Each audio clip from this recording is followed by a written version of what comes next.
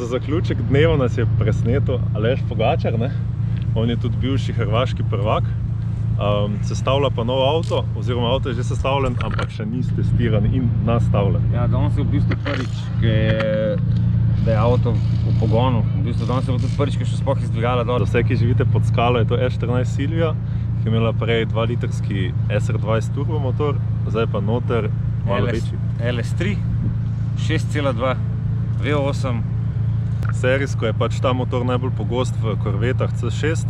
Tudi ta motor zgleda, kot da je iz Corvette C6, to bomo pa videli pol po značilni montaži alternatorja.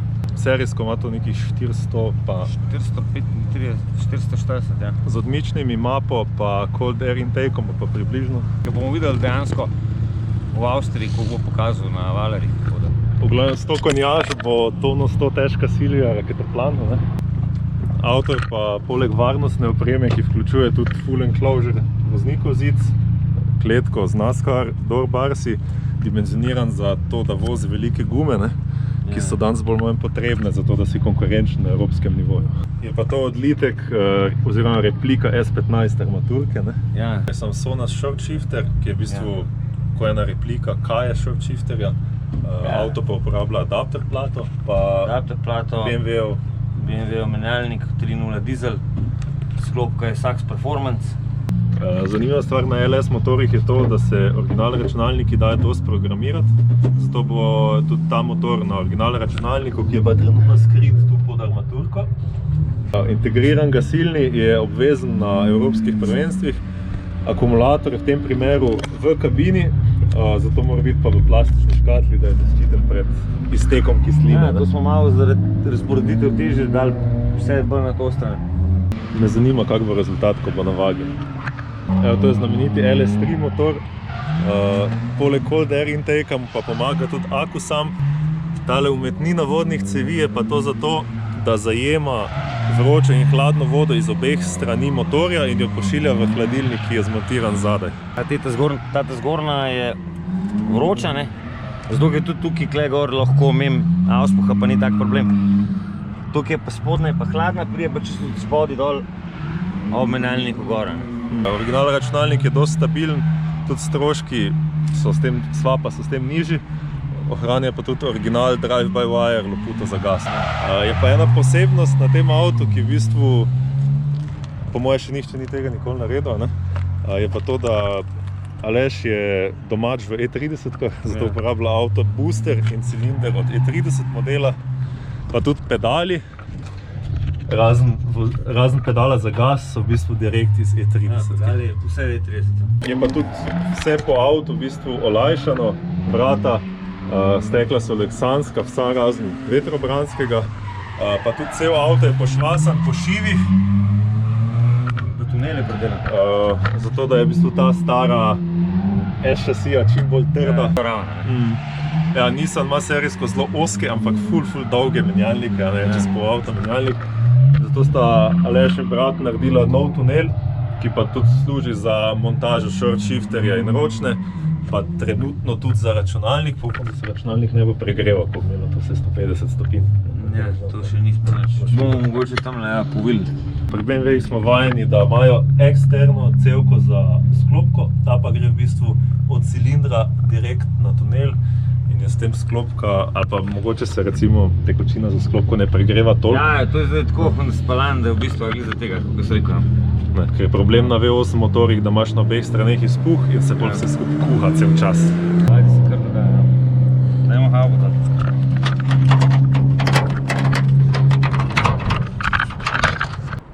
Kaj se nam dogaja? Jazzova dirkaška celica za gorivo z rollover ventilom in ventilacijo. E-šasi je malo specifična, če nočeš delati tanka ful daleč zadaj, pa s tem dobivati polarno maso. Imaš opcijo izrezati ta boks nad zadnjim mostom, pa vgraditi dokaj malo celico z gorivom, ampak je v bistvu čisto dovolj za naše potrebe. Hladen zrak pade dol na njega, a ne na tank, pa kle ful vroč zrak piha in mogoče posledično toliko bolj segrev tank. Sem kaže ena šoba integriranega gasilnega, da če se kaj vžge, pa bog ne daj, da se čim prej pogasi. Ogromen Mishimoto hladilnik, pa s pomočjo električne vodne pumpe hladi motor, ki je pač spredaj, hladilnik je pa zadaj. Zakaj daš hladilnik zadaj v drift avtu? Prva stvar je, da je več vode, da se lažje hladi. Druga stvar je, da se težo razbremeni iz ospredja malo nazaj. Pa tudi kreši so kar pogosti, a ne? Tudi to recimo. Tako da je hladilnik zadaj dosti bolj navarnen kot spredaj.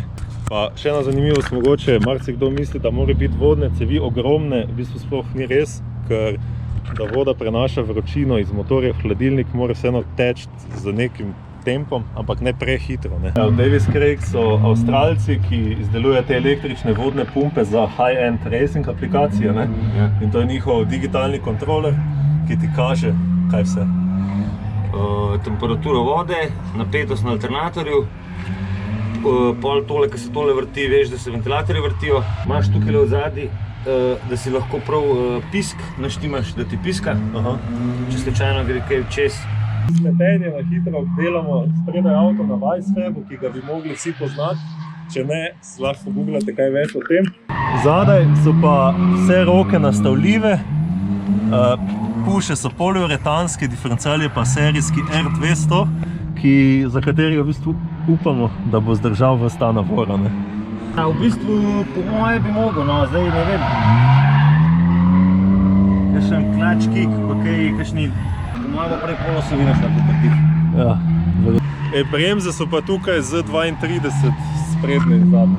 Kaj sem po brusu mogel, da prije, da sem lahko feltno gor spravil, ker sem probal, da bi bilo pač brez kakršnih koli distančnikov. Pa nisem vedel, kaj naredil, sem pa mečka samo 275-35. Aleš je prišel danes ta avto bolj manj sam pokazati, pa se z njim peljati, zato da naredi na easy shakedown, da vidi, da vse drži.